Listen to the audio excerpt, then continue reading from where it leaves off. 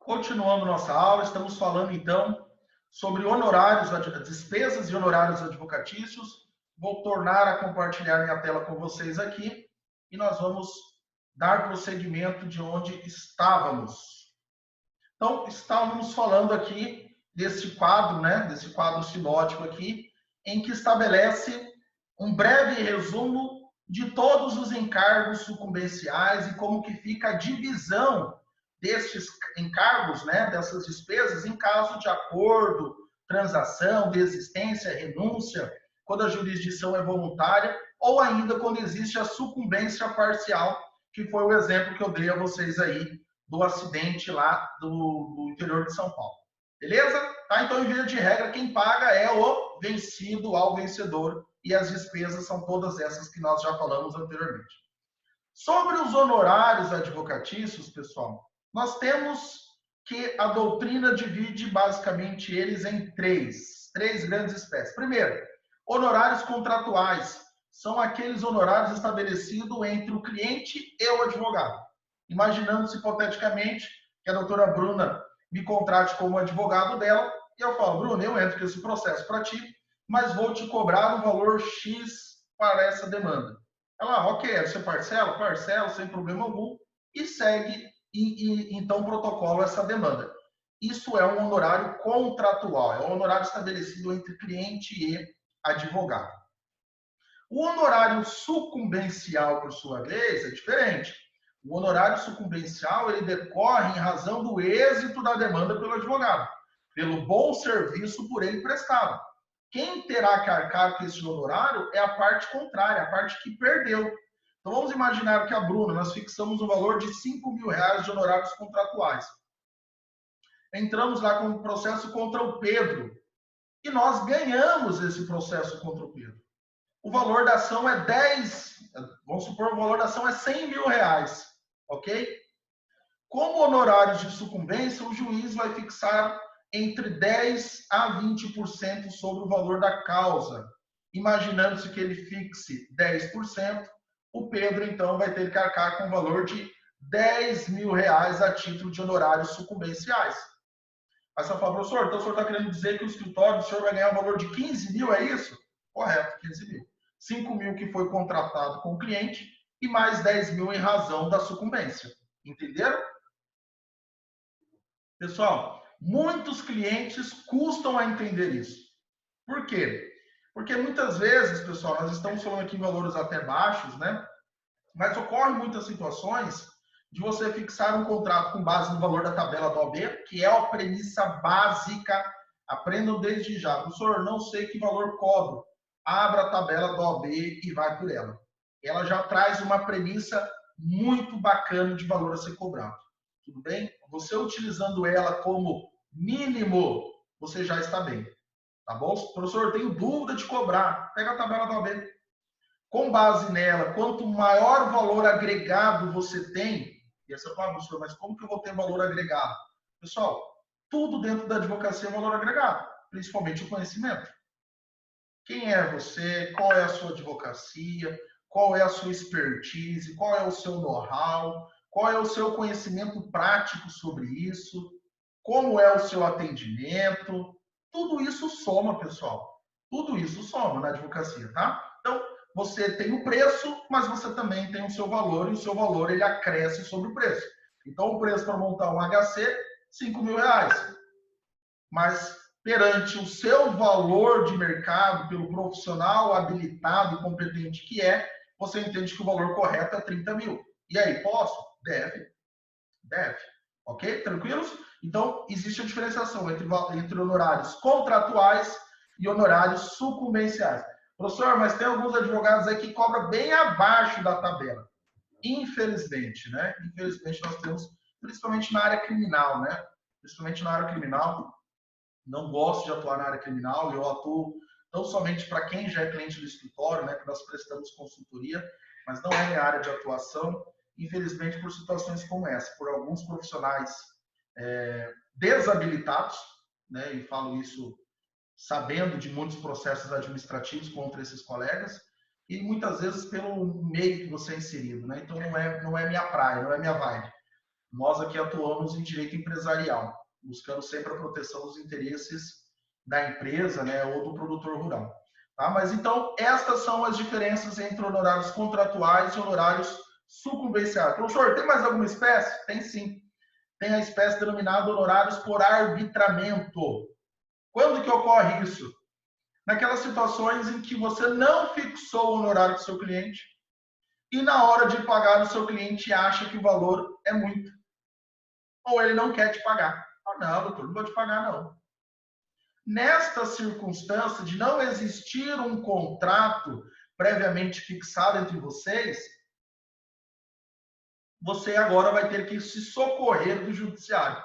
Você vai ter que pedir para que o juiz arbitre um valor devido com base no serviço que você prestou, com base na complexidade da causa, para que o seu cliente lhe pague, independentemente dos honorários de sucumbência. Entenderam? Os honorários de arbitramento eles vão ser aplicados quando não existe o contrato para que ocorra a cobrança dos honorários contratuais. É aquela situação, ah, você presta serviço? Não, eu presto o contrato. Não, não precisa, você é meu amigo, você está em casa e tal. Beleza, chega lá no final, olha, valor de 10 mil. Não, doutor, não pago, ficou muito alto. Quer saber? Eu vou te pagar milão aqui, tá bom. Não, não é esse o combinado. O combinado era o valor de 10 mil, 50 mil, 100 mil era o valor combinado. Ah, doutor, não consigo te pagar isso não. Então você vai ter que se socorrer do judiciário e pedir para que o juiz arbitre o valor. Tudo bem? Então essas são as três grandes espécies de honorários advocatícios. Contratuais, sucumbenciais, um se contrapõe ao outro, né? São honorários diferentes, honorários diversos, e os honorários por arbitramento, quando da ausência de um contrato previamente fixado entre as partes. É importante, pessoal, nós já sabermos que os honorários advocatícios possuem natureza alimentar, com base no artigo 85, parágrafo 14 do Código de Processo Civil. E por esse motivo, existe a mesma proteção, os mesmos privilégios dos créditos oriundos da Justiça do Trabalho, dos créditos da legislação do trabalho.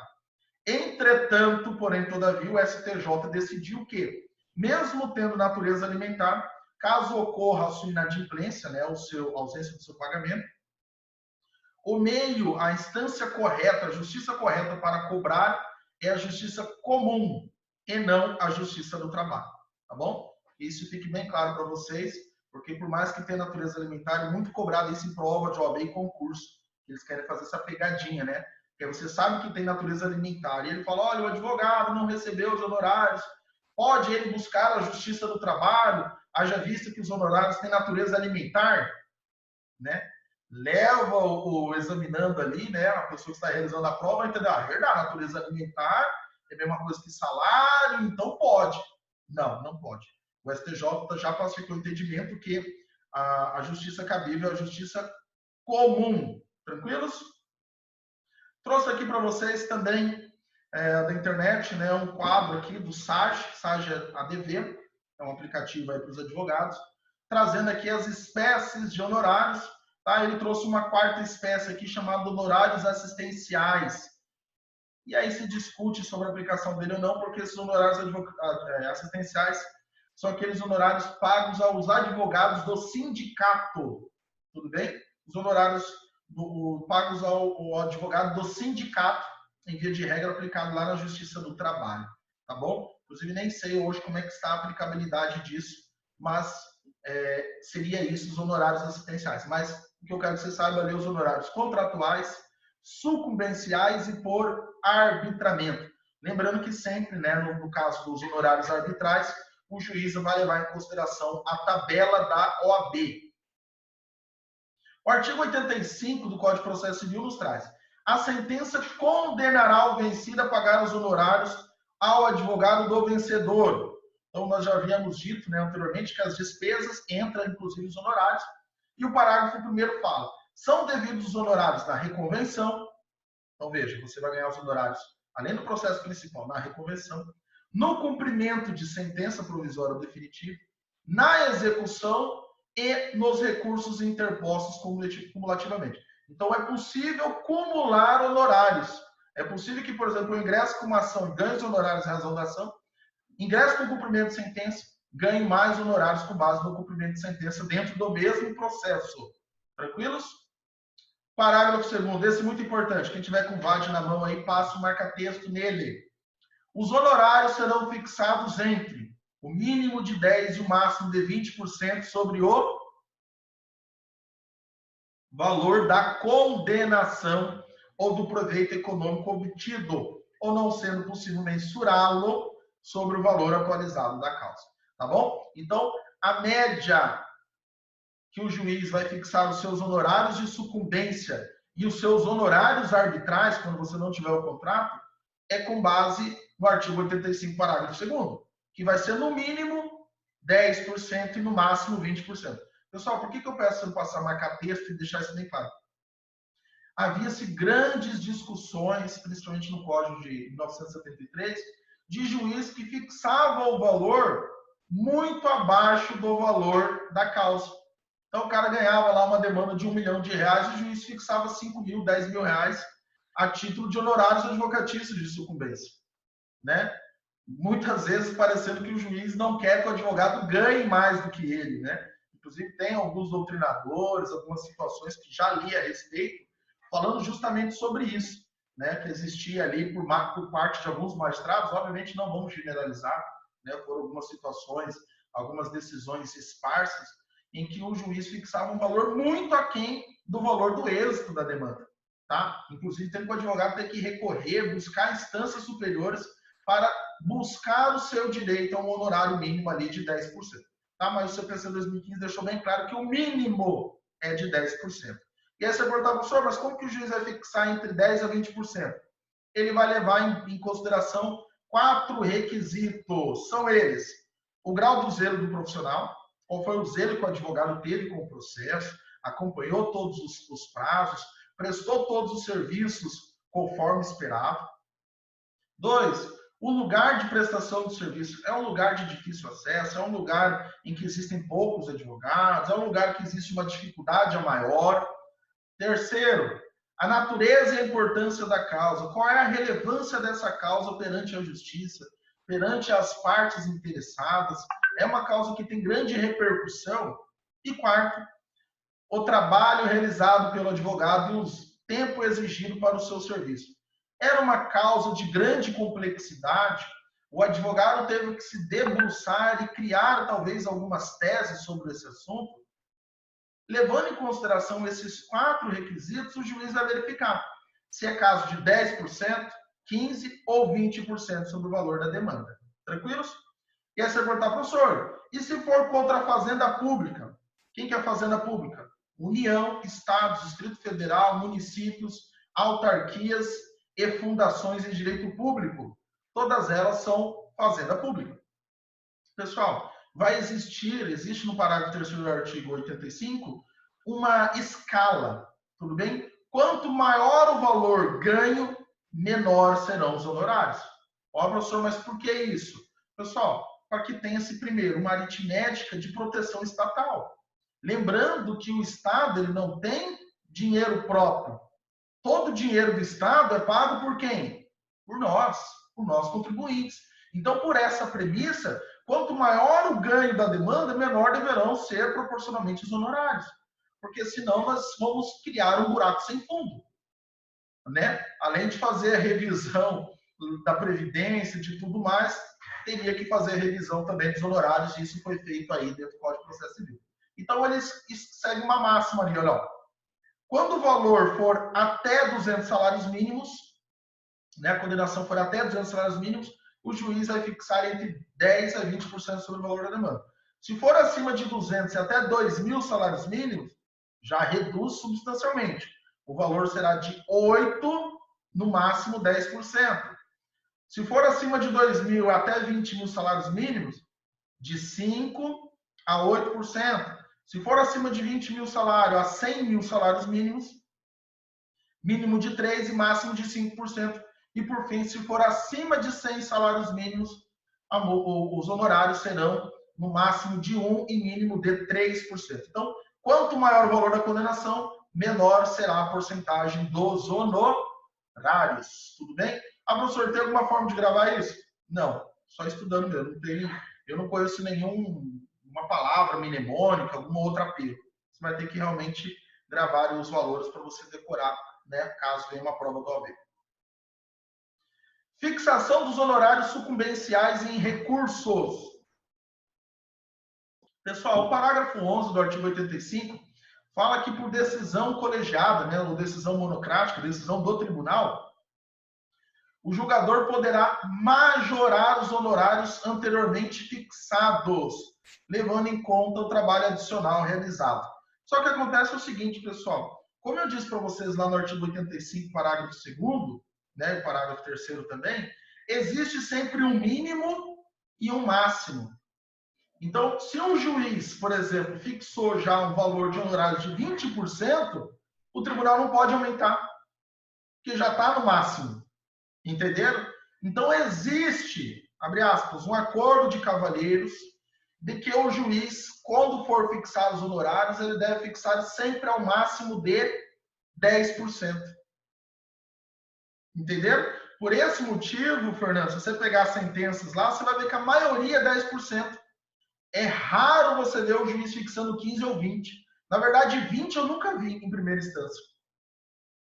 Por quê? Porque consegue ter uma margem de majoração se as partes recorrerem para o tribunal.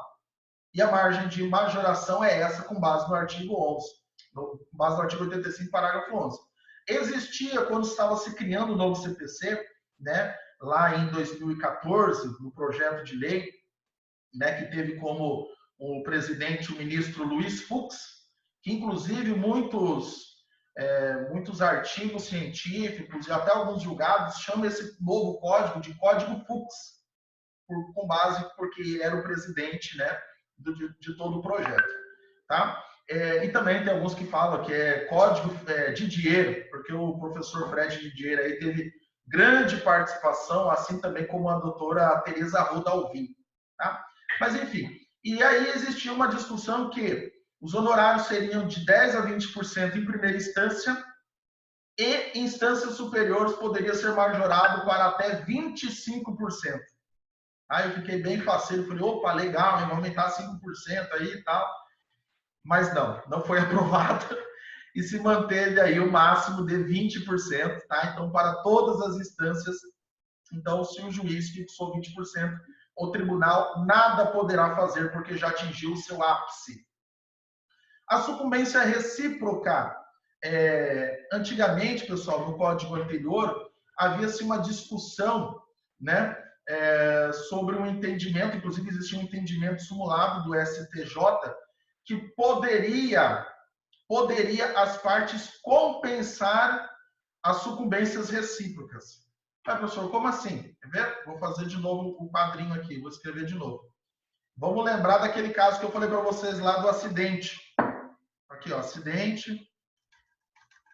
acidente, São Paulo, tá? Lá no caso lá, o autor, aliás, o réu, meu cliente Pedro, tem que pagar R$ 1.600 de sucumbência ao advogado do autor e o réu terá que pagar, aliás, o autor terá que pagar para o advogado do réu, né, um valor de R$ 4.400 de sucumbência ao advogado do réu. Tudo bem? Antigamente, o que faria? Faria um abatimento. Então, em vez do autor ter que pagar R$ 4.400 para o advogado do réu, faria-se o abatimento desse valor. Falou, olha, você não tinha que pagar 1.600 para o meu advogado? Ah, teria. Então, vamos fazer o seguinte, eu pago 2.800 para o seu advogado, como forma de abatimento, e você não precisa pagar os 1.600 para o meu advogado. E fechou a história. Vocês estão entendendo? O que acontecia? Os clientes estabeleciam quanto que o advogado tinha que ganhar de sucumbência. Eles negociavam um direito que era do advogado. Porque os honorários de sucumbência, pessoal, é um direito conquistado pela classe dos advogados. É um direito nosso. E aí, o que acontecia? As partes negociavam essa sucumbência. Professor, e aí, pode? Acabou, não pode mais. O artigo 85, parágrafo 14, deixa bem claro que não pode as partes dispor dos honorários de sucumbência. Esses honorários são dos advogados e não podem ser negociados, compensados ou abatidos. Tudo bem? Ah, professor, mas podia abater aqui e fica mais fácil. Não, ele paga o seu advogado e você paga o dele, tá tudo certo. Tá? Não pode. Direito ao ressarcimento dos honorários contratuais. Pessoal, eu coloquei um texto bem longo aqui, depois vocês façam a leitura, mas eu vou resumir isso daqui para vocês. Imaginem que o Matheus, voltando ao exemplo da máquina pesada. Comprei a máquina do Matheus, deu problema, tive que acionar ele judicialmente. Só que eu contratei o doutor Vilmar, um advogado da maior estirpe jurídica, do maior conhecimento jurídico do estado do Mato Grosso. E ele me cobrou um valor, obviamente, proporcional aos seus serviços, ao valor do seu serviço, até cumprindo ali com base a tabela da OAB. Vamos imaginar que era uma demanda de 100 mil reais, e o seu Vilmar me cobrou 10 mil reais de início e 10 mil reais ao final. Tá? Geralmente é essa a margem, né? Geralmente é essa a média de cobrança. Só que veja, pessoal, eu vou ter que arcar com 20 mil reais de custas processuais, de honorários contratuais, por uma situação que eu não dei causa. Eu estou tendo que entrar contra o Matheus porque foi ele que me vendeu uma máquina defeituosa. Então, além do prejuízo da máquina, eu estou tendo mais 20 mil reais de prejuízo de honorários. Vocês estão entendendo? Então, é um entendimento, inclusive esse entendimento que eu trouxe aqui, é do Dr. Daniel Amorim, também é do Dr. Misael Montenegro. Existem várias decisões favoráveis nesse sentido de que essas despesas que eu estou tendo de honorários contratuais, esses 20 mil reais, né, se eu paguei, no caso eu só paguei 10 mil, então esses 10 mil reais que eu paguei para o seu Vilmar, eu tenho direito de ser ressarcido. Então o valor da minha ação contra o Matheus não é mais 100 mil, é 110 mil reais. Entenderam? Tranquilos? Não, professor, eu já paguei os 20 mil para o seu Vilmar para entrar com a ação. Então, beleza. Então, se eu já paguei, eu tenho direito a ser ressarcido desses 20 mil. Entenderam, pessoal? Tá? Ah, professor, mas aonde o senhor está tirando isso? Está aí, ó, artigo 389 e artigo 404 do Código Civil. Porque todo aquele que traz prejuízo para outro tem o dever de indenizar, inclusive todas as perdas e danos e honorários advocatícios. Não é uma perda? Não é uma perda de dano? Não estou tendo que gastar para me valer o meu direito? Então eu tenho direito ao ressarcimento. Tá bom? Muito legal vocês saberem isso. Já estamos no final, tá, pessoal? Disposições finais. Artigo 85, parágrafo 10. Nos casos da perda do objeto, os honorários serão devidos por quem deu causa. Já expliquei isso antes para vocês. O exemplo lá da UTI. Né? Entrei com a UTI, mas infelizmente a cliente veio a óbito. E aí? E aí que quem deu causa foi o governo do estado, que não forneceu a UTI quando necessário, é ele que vai ter que arcar com esses honorários. Parágrafo 11. O tribunal tem o direito de majorar esses honorários. Já falamos também. Só que essa majoração leva-se em consideração que o mínimo e o máximo estabelecido dentro do Código. Parágrafo 12. Os honorários devidos são cumuláveis com multas e outras sanções. Beleza, né? Então, além dos honorários, né, a parte, por exemplo, se a parte foi condenada em despesas processuais, lá por ato atentatório à dignidade da justiça, ou se for condenado ainda, por exemplo, por litigância de má-fé, tudo isso poderá ser cumulada. Parágrafo 3º. As verbas de sucumbência arbitradas em embargos ou julgadas improcedentes em fase de cumprimento serão acrescidas no valor principal para todos os efeitos. Então, o valor da causa para a fixação dos honorários é acrescido de tudo. Tudo bem? Você vai acrescer os valores e vai colocar, e com base nesse valor, você vai acrescer ali os seus honorários advocatícios. Parágrafo 14. Os honorários constituem direito do advogado e têm natureza alimentar, já falamos anteriormente, sendo vedada a compensação em caso de sucumbência parcial. É o que eu falei para vocês lá no caso de São Paulo. Não pode compensar e só querer me pagar 2.800. Não, tem que me pagar os 4.400. Parágrafo 15. O advogado pode requerer o pagamento dos honorários que lhe caibam, mesmo que seja efetuado em sociedade de advogados. Tudo bem? Então, a proporção dos honorários com base ao direito dele, ele pode se valer dos seus direitos. Parágrafo 16. Quando os honorários foram fixados em quantia certa, os juros moratórios incidirão a partir da data do trânsito julgado. Pessoal, passo marca-texto nisso. Ocorre muita confusão sobre isso. Muitas vezes, quando o colega vai atualizar os honorários, ele atualiza o valor da causa, ele atualiza os honorários com base lá no início da demanda. Vamos imaginar, entrega esse processo contra o Matheus, 100 mil reais. Esse processo durou 5 anos.